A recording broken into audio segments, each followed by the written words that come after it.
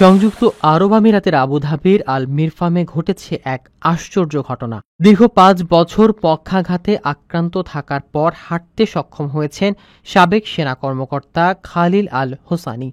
আর এ অলৌকিক পরিবর্তনের নেপথ্যে রয়েছেন তার স্ত্রী ফাতিমা।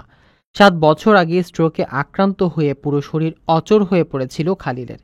চিকিৎসকরা জানিয়েছেন সুস্থ হওয়ার সম্ভাবনা প্রায় নেই বললে চলে। দীর্ঘ ৫ বছর শয্যাশায়ী থেকে জীবনের সঙ্গে লড়াই করেছেন তিনি, তবে হাল ছাড়েননি তার স্ত্রী। চিকিৎসার ধীর গতিতে বিরক্ত হয়ে ফাতিমা স্বামীকে নিয়ে আসেন বাড়িতে এবং খুঁজে বের করেন ভিন্নধর্মী এক উপায়। প্রতিদিন তিনি খালিলকে নিয়ে যেতেন সমুদ্র সৈকতে। ঘণ্টার পর ঘণ্টা শরীর বালু দিয়ে ঢেকে রাখতেন।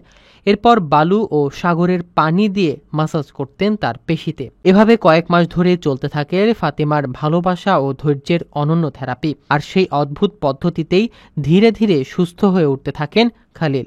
৪ থেকে ৫ মাসের মধ্যেই দাঁড়াতে সক্ষম হন তিনি। এরপর ধীরে ধীরে হাঁটা ও দৌড়ানোর ক্ষমতাও ফিরে পান। এখন তিনি আংশিকভাবে স্বাভাবিক জীবনযাপন করছেন।